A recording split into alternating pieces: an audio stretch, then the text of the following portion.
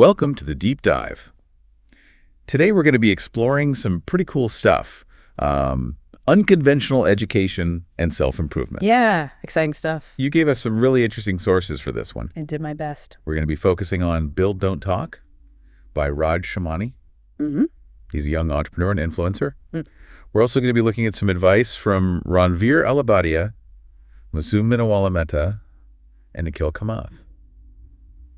So we've got all successful people. Yeah, a good mix. In different fields. Different fields, exactly. With different perspectives. Looking forward to this one. Me too.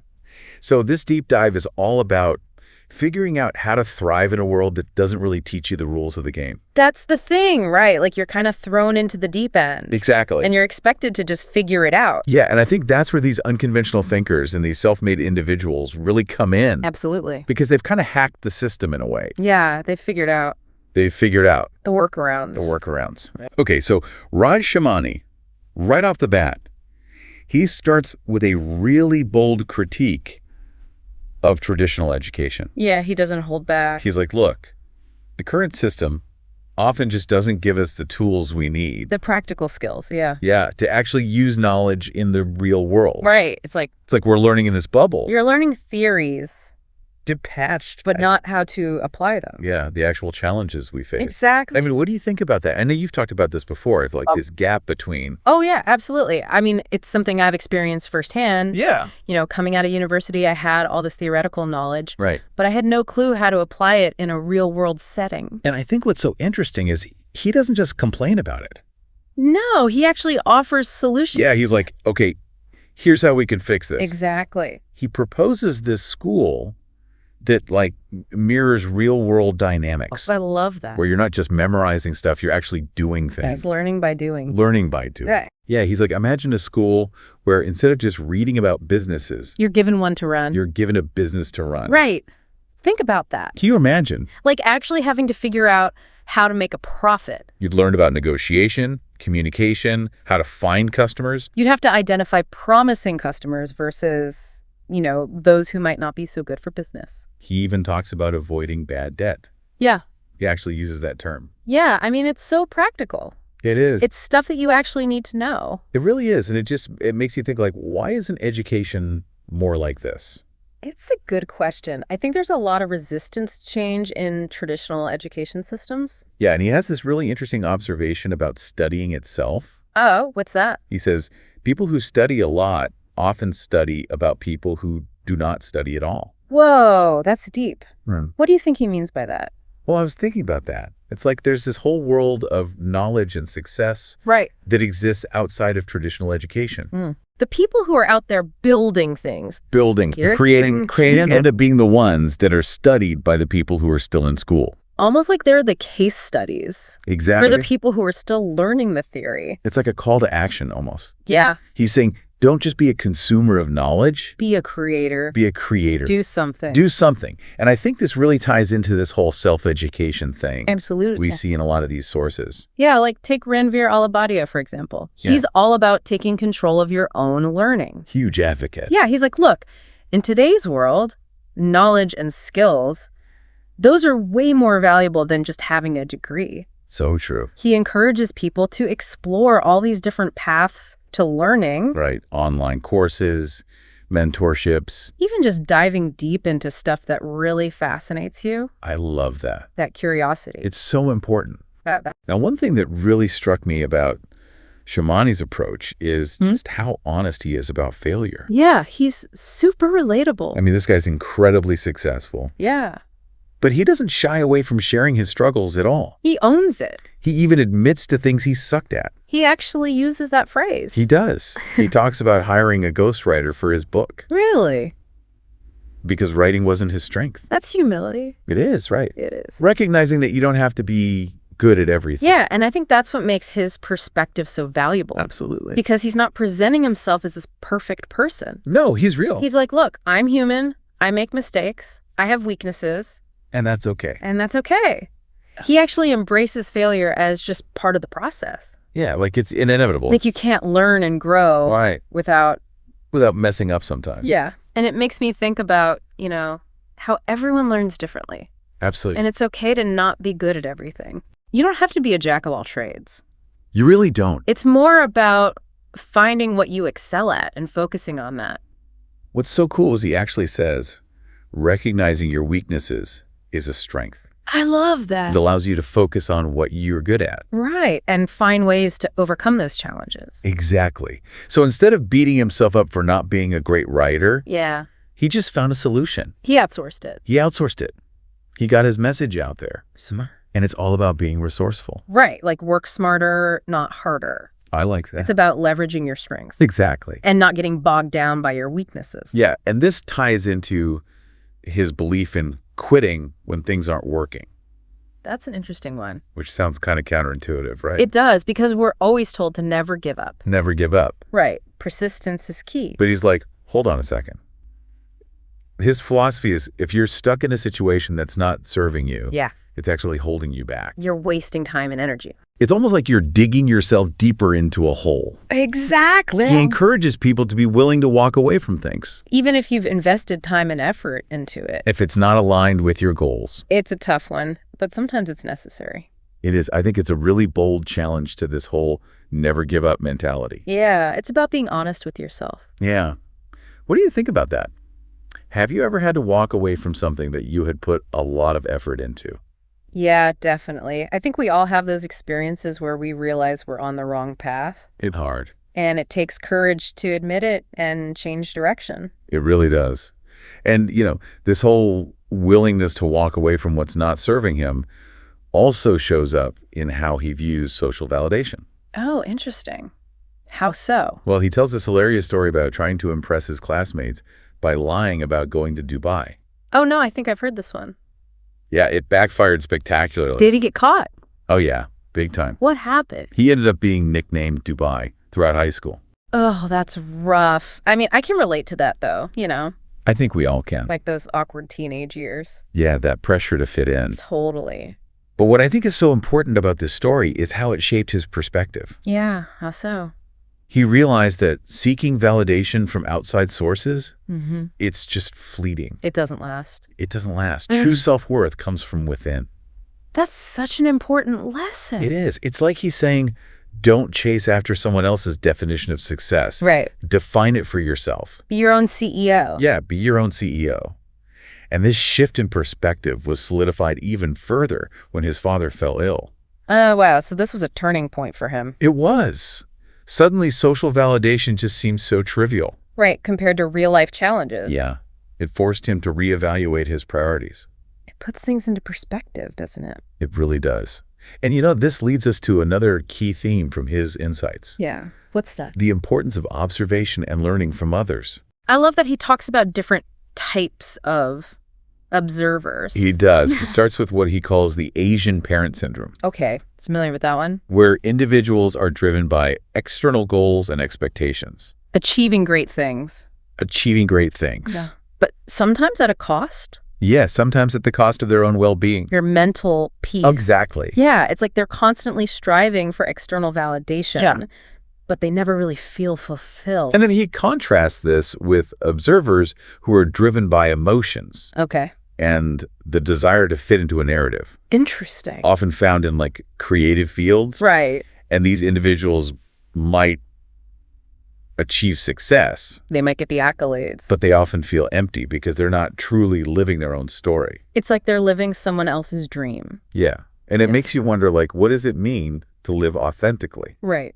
To find true fulfillment in what you do. Yeah. I think it's about aligning your actions with your values. Yeah. Your passions. Your passion. And not just going through the motions. And this is where he introduces what he considers the ideal observer, Okay, who's that?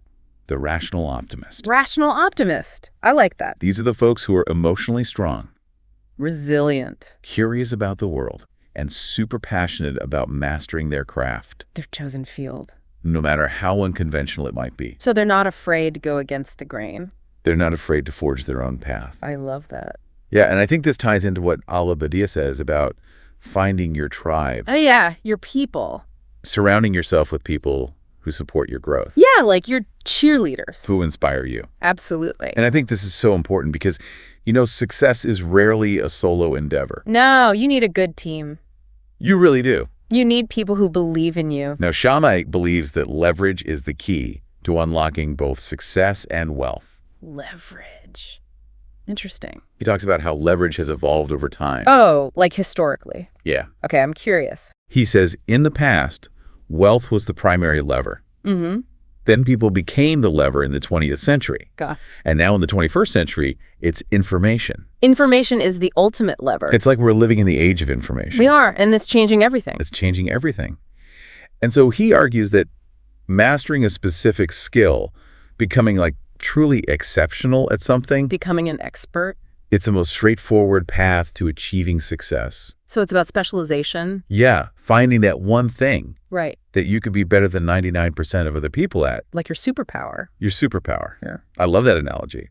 And he uses himself as an example. Oh, how so? He identifies public speaking as his one thing. And he's built a whole career around it. And he's built a whole career around it. Makes sense. He's amazing at it. It's so inspiring to see It is. how he turned his passion Yeah. into a thriving business. Proving that you don't need to be good at everything. You really don't. Just one thing. Just that one thing. And you can really make it work. Yeah. But it's not just about having the skill, right? You gotta know who to sell it. You got to know how to sell it. Yeah. And this is where his background in sales really comes in. Perfect, because he breaks down effective selling and negotiation into this 3-part framework. He does. We'll dive deeper into that. Yeah, in the next part of our deep dive. But just to give a little preview, Okay, he focuses on preparation, makes sense. driving emotion, Interesting. and handling objections. Okay, so like the 3 pillars of a successful sale. Exactly. Yeah. And he doesn't just talk about it in theory. No. He uses real-life examples, Oh, cool. like how he sold his book, I love that. to illustrate these techniques. Practical example. It's like a masterclass in persuasion. Yeah. And this philosophy of creating value goes beyond just selling products. Right. It's a mindset. It's a mindset. Yeah. He believes in being an executor, not a knowledge hoarder. Okay, so not just consuming information, Not just consuming, but actually putting it into practice. putting it into practice, taking action, Creating something tangible. creating something. And that's really central to his advice on building a personal brand and generating income from different sources. Okay, so multiple streams of income. Multiple streams of income. But we'll explore those strategies in more detail in the next part of our deep dive. I'm excited for that one. Me too. Sounds like we've got a lot more to unpack. We do. Stay tuned. Welcome back to the deep dive. Glad to be back. Let's pick up where we left off. Let's do it. We were talking about Raj Shamani's strategies for building a personal brand and creating multiple streams of income. Yeah, he's got some pretty unconventional advice. He does. Yeah. One area where I think his advice really stands out is YouTube. YouTube. Interesting. In a world that's obsessed with algorithms and the latest trends. Yeah, everyone's trying to crack the code. Right. His approach is refreshingly simple. Oh, how so? He's like, just focus on creating valuable content, Okay. regardless of whether it's short form or long form. So he's not getting caught up in the format wars. It's about the content itself. Yeah, he's basically saying if you're providing genuine value, engaging with your audience, and creating something that resonates with them, the format is secondary. I like that. I do too. It's a good reminder that content is king. Absolutely. Now, what I found particularly insightful is his emphasis on authenticity, Oh, yeah. even when it comes to language. That's interesting. He actually encourages people to create content in their regional languages, Really? if that's what they're most comfortable with. Wow. That's pretty bold.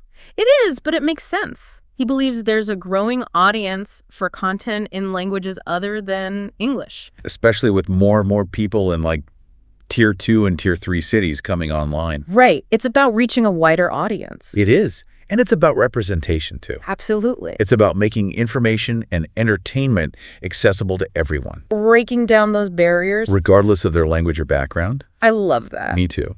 And you know, he also has this really interesting perspective on failure. Oh, failure on YouTube. That's got to be tough. It is. He says it's okay to have videos that don't perform well, The flops. the flops that just don't resonate with the audience. So he's not afraid to put those out there. No, he's like, look, those are actually valuable learning experiences. It's a growth mindset. It is. It's about seeing those setbacks as opportunities to improve, All right. rather than getting discouraged. It's about experimenting, learning from those mistakes. Exactly. Yep. And constantly iterating to refine your craft. So it's like he's saying, don't be afraid to put yourself out there. Yeah, even if you don't get it perfect the first time. The first few times, probably. And I think this ties into his advice on dealing with the fear of judgment. which is huge. Oh, it's huge. We all struggle with that to some extent, right? Absolutely. I know I do. But he's like, just create and share your work. Even if you're terrified. Even if you're terrified. That's easier said than done, though. It is. It's a powerful message, though. It is. It's about recognizing that perfection is not the goal. Right. The process of creating and sharing is more valuable than that fear of judgment. Absolutely. And I think Masuma Nawala echoes this sentiment. Oh, yeah. How so? She talks about the importance of using your platform to advocate for causes you believe in. That's a great point. She's like, true fulfillment comes from aligning your actions with your values. Yeah. And using your influence to make a positive impact. So it's not just about building your own brand. No. But about using your platform for good. Exactly. Now let's shift gears a bit and talk about public speaking. Okay. Love this topic. Me too. And Shamani's clearly a master at it. He is. One of his key tips is to keep things simple. Yeah. Avoid using jargon or complex language. That's a good point. It's so easy to get caught up in trying to sound impressive. Oh, yeah. All the fancy words. But at the end of the day, effective communication. It's about connecting with your audience. It's about clarity. Clarity. And if people can't understand what you're saying, Yeah. your message won't resonate, no matter how brilliant your ideas are. And he actually draws a parallel between public speaking and writing. Oh, interesting. Tell me more. He talks about how he intentionally wrote his book, Build, Don't Talk, using simple language. Makes sense. And relatable examples. Right, so that anyone could understand it. Exactly. He wanted to make it accessible to as many people as possible. I love that. And speaking of getting your message across, he has this fascinating framework for captivating your audience when you only have a limited amount of time. Like a short presentation. Like a TED Talk. Yeah. Or even just making a first impression. Okay, so this is about making an impact quickly. Exactly. And it's a blend of practical techniques and psychological insights. Oh, cool. I'm all about that. Me too. The first step, he says, is to pause. Pause. Like, just stand there in silence. Yep, just stand there for a few seconds before you even start speaking. That's unexpected. It is. And he argues that this breaks the audience's auto-response system. Okay, that makes sense. That instinct to tune out or scroll past. Like you're disrupting their pattern. Exactly. It creates a sense of anticipation. Okay. And it makes people lean in wondering what you're going to say. I've got to try that. You should. It's brilliant. He's basically defying expectations. Yeah. Disrupting the usual pattern. And instantly commanding attention. It's like setting the stage for a more impactful message. That's so smart. It actually reminds me of what Nikhil Kamath says about the importance of discipline. Oh, yeah. And building good habits. He's all about creating those systems and routines. Right.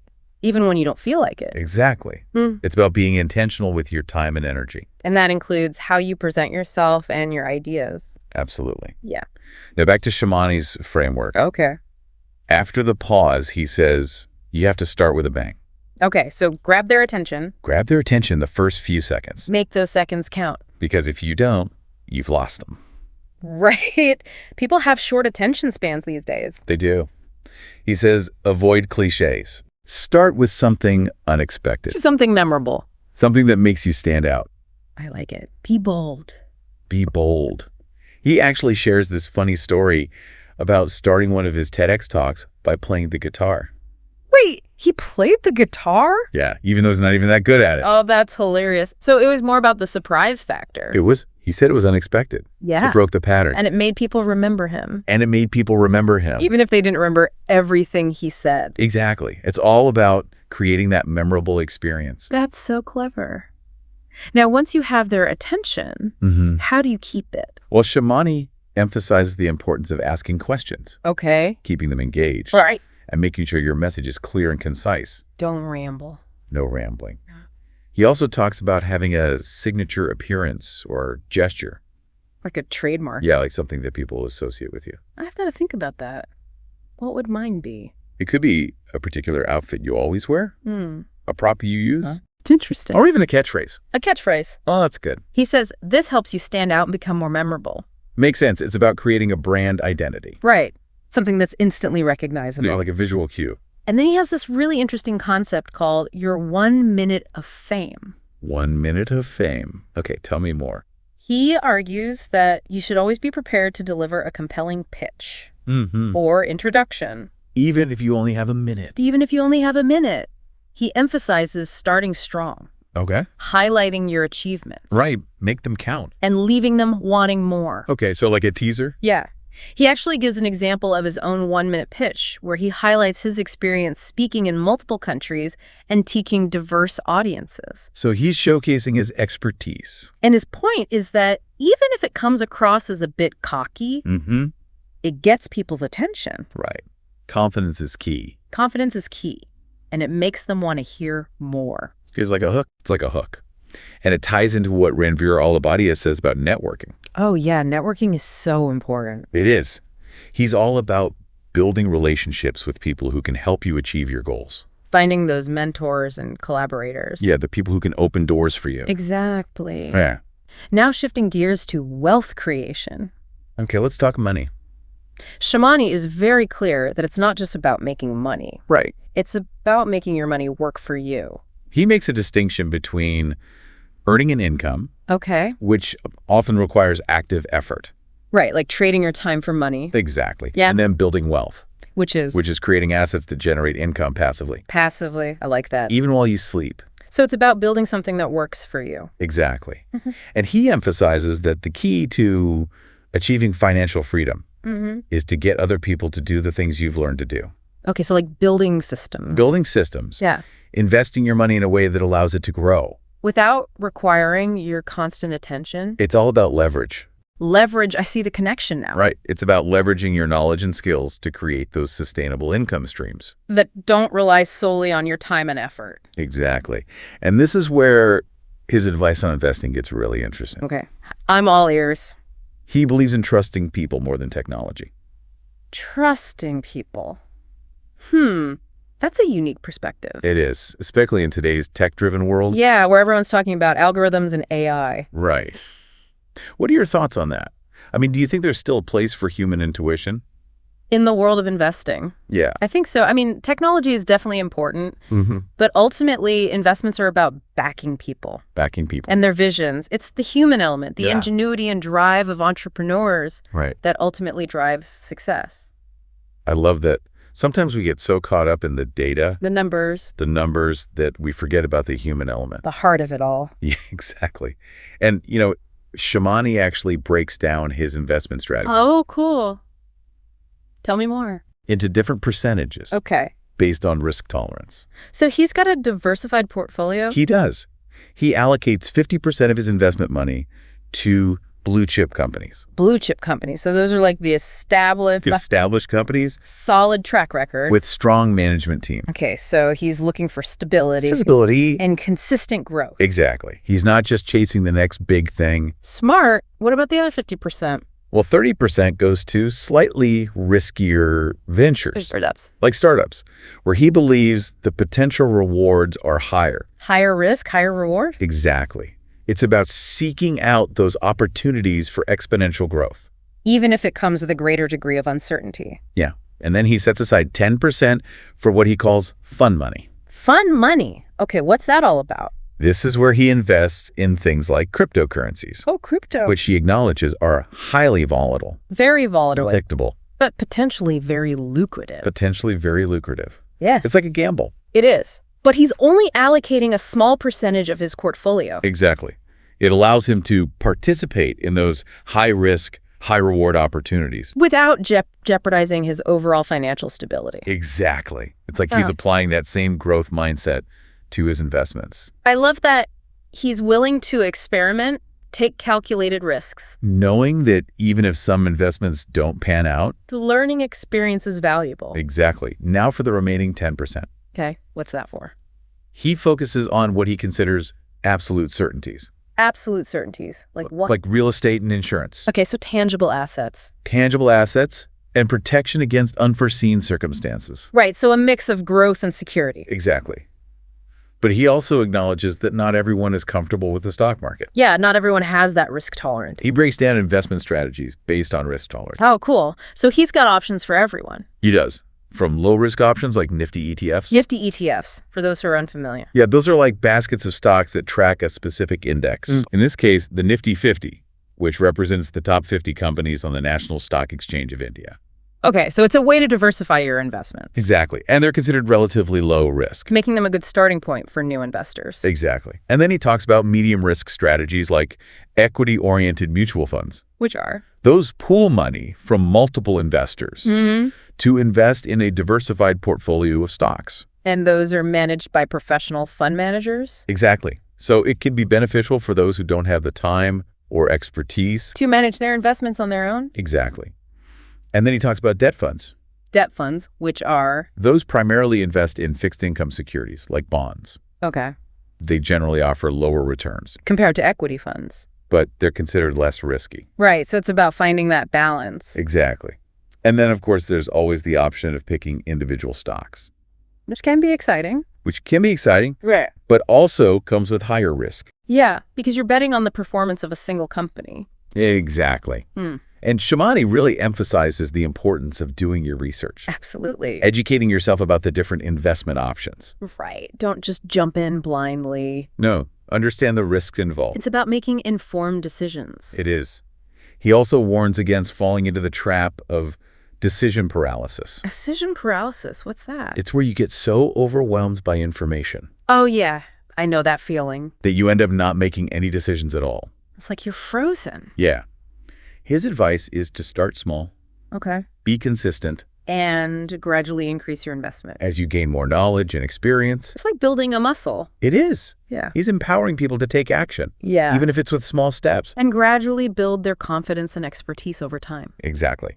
Now, beyond investing, he also shares some really valuable insights on managing personal finances. Okay, this is important stuff. It is. He talks about understanding how credit cards work. Yeah, credit cards can be tricky. They can be. The importance of paying your bills on time. Right. Building good credit. Building good credit. Yeah. He even explains concepts like the minimum amount due trap. Which can lead to a lot of debt. It can, if you're not careful. Those interest rates can really add up. They can. And I That's think this is tough. so important, especially for young people Yeah, who are just starting out. who are just starting to manage their own finances. Financial literacy is crucial. It is. And speaking of making informed decisions, Shamani also delves into the psychology of money. Oh, the psychology of money. That's interesting. It is. He explores how our perceptions of value and spending Yeah. can be influenced by factors beyond the actual cost of a product or service. So it's not just about the numbers. It's not just about the numbers. He gives this example of Amazon and Uber gift cards, Okay. where we pay in advance, Mm-hmm. and then we feel less guilty about spending because the pain of paying has already happened. That's so true. It's like the money's already gone. Yeah. It's fascinating, right? It is. It highlights how our emotions and cognitive biases It really impact our financial decisions. Absolutely. Yeah. And I think this understanding can help us become more mindful of our spending habits Right. and make choices that are actually aligned with our long-term financial goals. Exactly. And speaking of financial goals, he also provides some really useful tips on tax-saving strategies, Tax saving strategies, always helpful. like maximizing deductions on your home loan interest Okay. and principal payments. Interesting. He even explains the benefits of co-borrowing with a spouse or family member. To potentially double your tax savings. Exactly. It's all about understanding the tax code, Yeah. leveraging those available deductions, Right. and making informed decisions that can really impact your overall financial well-being. It's like he seamlessly blends practical advice Right. with insights into human behavior. Exactly. It's like he understands that achieving financial success isn't just about crunching numbers. No, it's about understanding our own psychology Yeah. and making choices that align with our values and goals. Now, before we move on to the final part of our deep dive, Okay. I want to circle back to some of the wisdom we gleaned from the other experts. Yeah, let's do that. Ranveer Alabadia, for example, made a really interesting point about sleep. Sleep. We're talking about sleep now. Yeah. He argues that in a world that glorifies hustle and constant productivity, Oh, yeah. Hustle culture we often neglect the importance of rest, and rejuvenation. rejuvenation. He's right, you know. He is. I think we all need to prioritize sleep more. We do. Sleep deprivation can have a huge impact on our physical and mental health. Absolutely. It affects our creativity, our performance, Everything. everything. So sleep is crucial. And Masoom Minawala Mehta, in addition to her insights on using your platform for good, also shared some really valuable advice on networking. Oh, networking. Always a good topic. She emphasizes that it's not about trying to use people Right. or asking for favors. It's about building genuine connections. Exactly. Building relationships based on shared interests. Mutual respect. Mutual respect. Mm-hmm. Her approach to networking is so refreshing. It is. It's about authenticity. It is. And then finally, Nikhil Kamath. Mm-hmm. In addition to his insights on discipline and building good habits, Right. also stressed the importance of defining your financial goals. Defining your goals. That's key. He argues that you won't be able to choose the right investments Mm-hmm. if you don't know what you're trying to achieve. It's like trying to go on a road trip without a destination. I love that analogy. It's true, though. You need to know where you're going. You do. It highlights the importance of clarity and intentionality when it comes to financial planning. Right. By defining your goals and understanding your motivations for investing, Mm-hmm. you can create that roadmap That aligns with your aspirations. and guides your decision-making. Makes sense. So as we wrap up this part of our deep dive, Yeah. I'm struck by how much practical wisdom and actionable advice we've uncovered. I agree. It's been a whirlwind. From building a personal brand to mastering public speaking to creating multiple income streams and making smart investments. These individuals have been so generous in sharing their insights. They have. It's empowering. It is. And I think what's particularly inspiring Mhm. is that their advice goes beyond just achieving financial success. It does. It's about finding fulfillment. Right. Living authentic. Living authentically, using our influence to make a positive impact. It's about becoming the best versions of ourselves. Absolutely. Yeah. So in the final part of our deep dive, we'll explore their perspectives on these broader themes of happiness, purpose, and creating a life that truly aligns with your values. Okay, so the big questions. The big questions. Stay tuned for more inspiring insights. And unconventional wisdom. Always.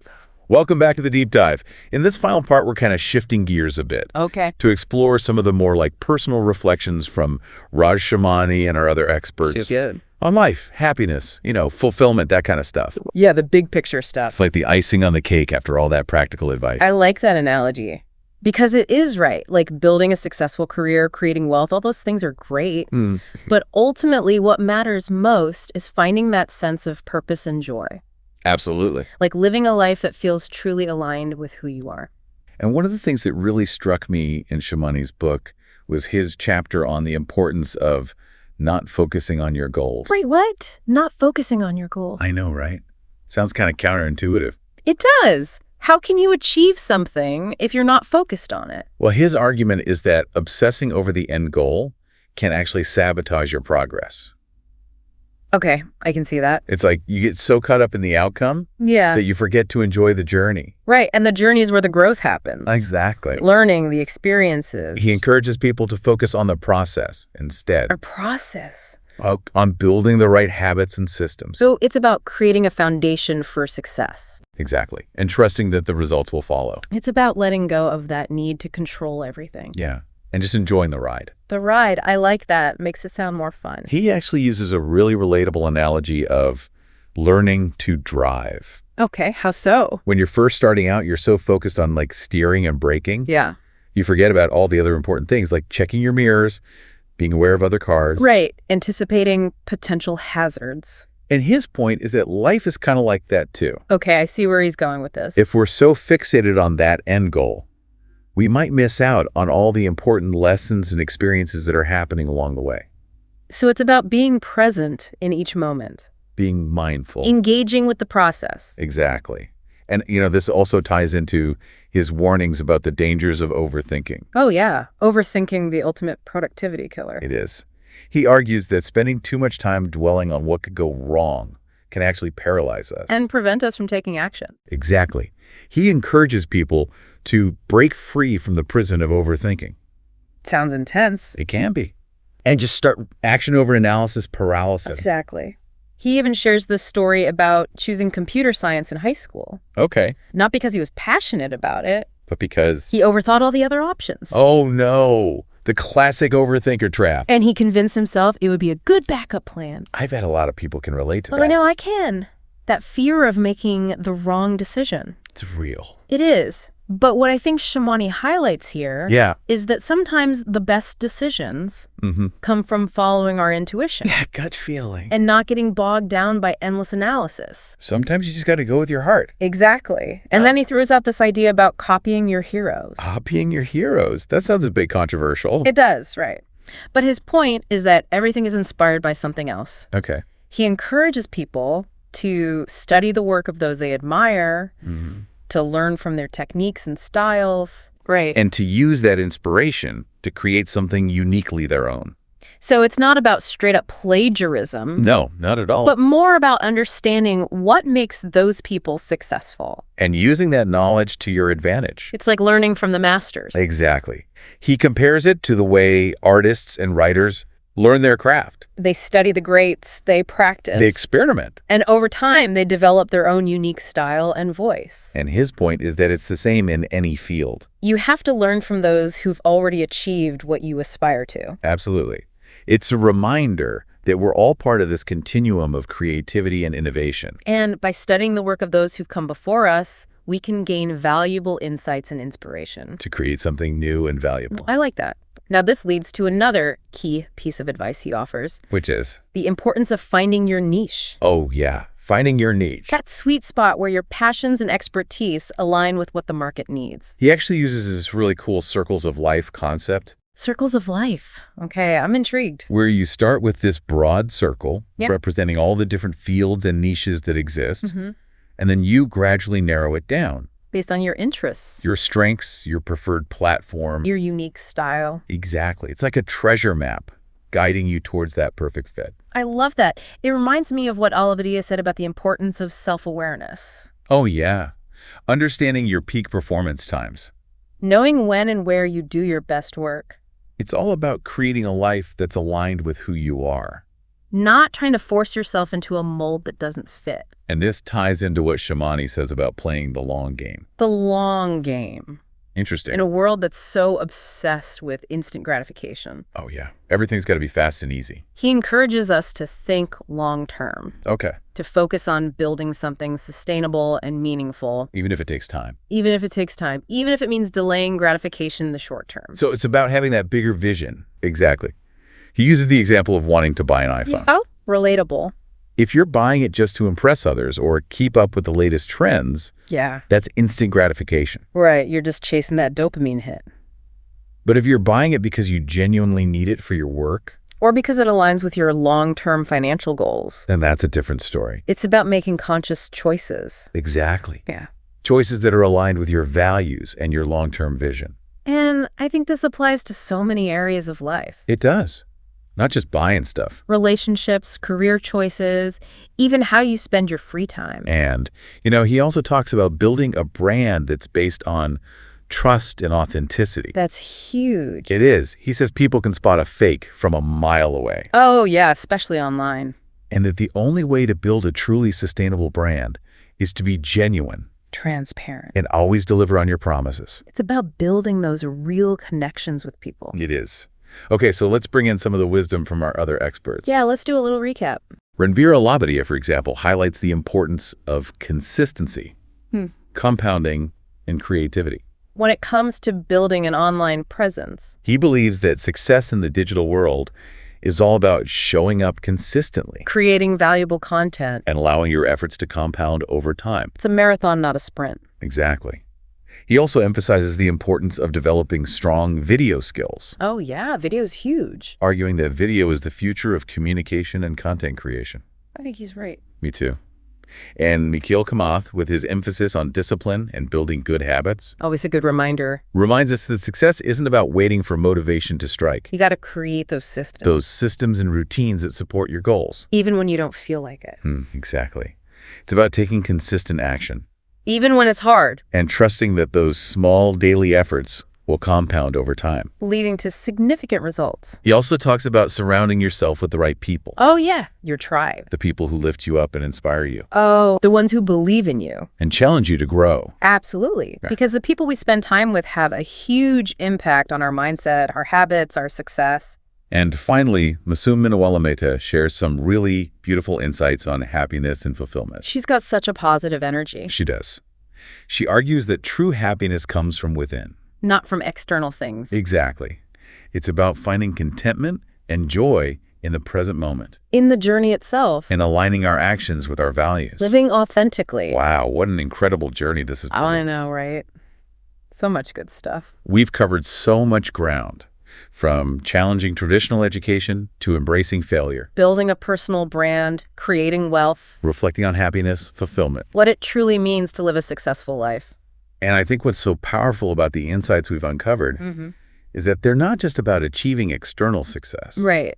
But about becoming the best versions of ourselves. Creating lives that feel truly aligned with our values and aspirations. So to leave you with a final thought. Okay. Something to ponder as you continue your own journey. I'm ready.